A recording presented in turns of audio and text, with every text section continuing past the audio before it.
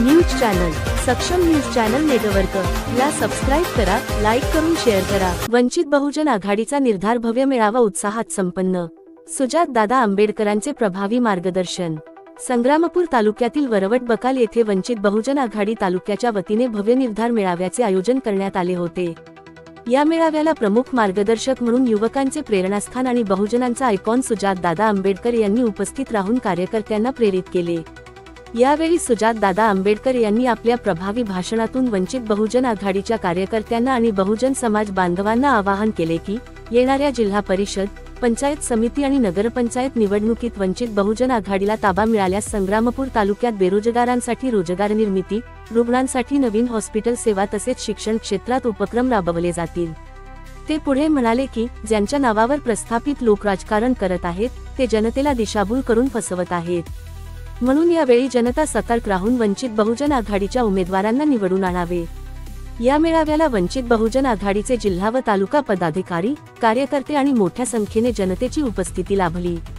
भारतीय बौद्ध महासभेचे जिल्हाध्यक्ष के शेगोकर यांनी केले उपस्थित जनसमुदायाला उत्स्फूर्त असे मार्गदर्शन केले। तालुका युवा अध्यक्ष आशिष धुंदळे यांनी आपल्या भाषणात जातीवादी समाजकंटकांची चोपच उडवली। कार्यक्रमाला विशेष उपस्थिती जिल्ह्याचे अध्यक्ष माननीय सन्माननीय देवाभाऊ हिवराडे तर समता सैनिक दलाचे सैनिक, तालुका अध्यक्ष किशोर बिडे, युवा अध्यक्ष आशिष भाऊ धुंदळे, प्रदीप वानखडे प्रभारी, डॉक्टर प्रवीण पाटील समन्वयक, मोहित दामोदर सम्यक विद्यार्थी जिल्हा अध्यक्ष, भारतीय बौद्ध महासभा जिल्हाध्यक्षा छायाताई बांगर, के शेगोकार, राजाभाऊ भोजने, विशाखाताई सानवग, भंतेराज ज्योती तसेच भारतीय बौद्ध महासभा व वंचित बहुजन आघाडी तालुका संग्रामपूरची संपूर्ण कार्यकारिणी उपस्थित होती। कार्यक्रमाची सुरुवात आंबेडकर घराण्याचे वंशज आणि युवा आघाडीचे अध्यक्ष सुजातदादा आंबेडकर यांना सलामी देऊन करण्यात आली। उपस्थितांच्या जयजयकारात आणि निर्धार घोषणांमध्ये मेळावा उत्साहात संपन्न झाला। सक्षम न्यूज चॅनल नेटवर्क करिता विशेष प्रतिनिधी निलेश लहासे, संग्रामपूर। वंचित बहुजन आघाडीचा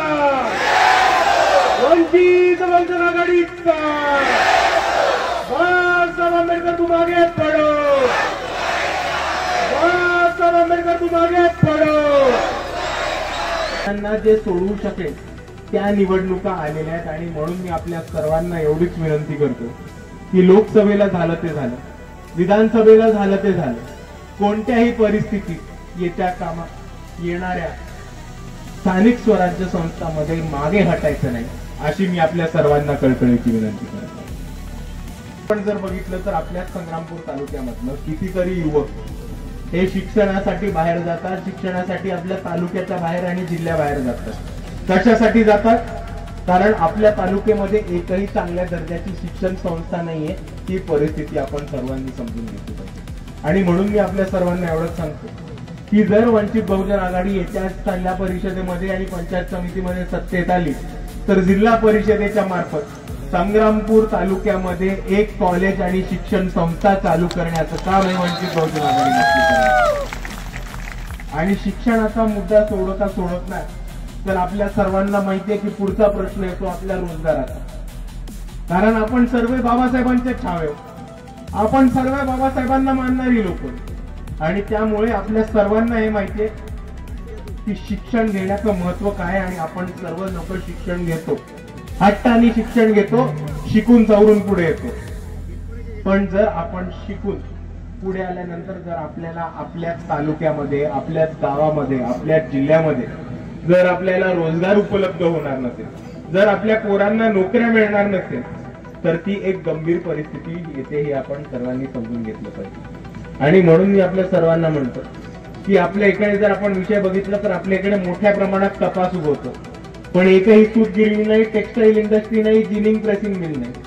आणि म्हणून मी आपल्या सर्वांना आश्वासन देतो की जर वंचित बहुजन आघाडी सत्तेत आली तर जशा सूत गिरण्या अकोल्यामध्ये आहेत आणि जशी टेक्सटाईल इंडस्ट्री ही एक पूर्व तयारी अकोल्यामध्ये जिल्हा परिषदेने केली आहे, त्याच पार्श्वभूमीवर त्याच धर्तीवरती आपल्या संग्रामपूरमध्ये सुद्धा एक टेक्सटाईल इंडस्ट्रीची घोषणा आम्ही करून इकडच्या युवकांना रोजगार उपलब्ध करून देण्याचं काम हे आपल्या संग्रामपूर तालुक्यामध्ये होतं।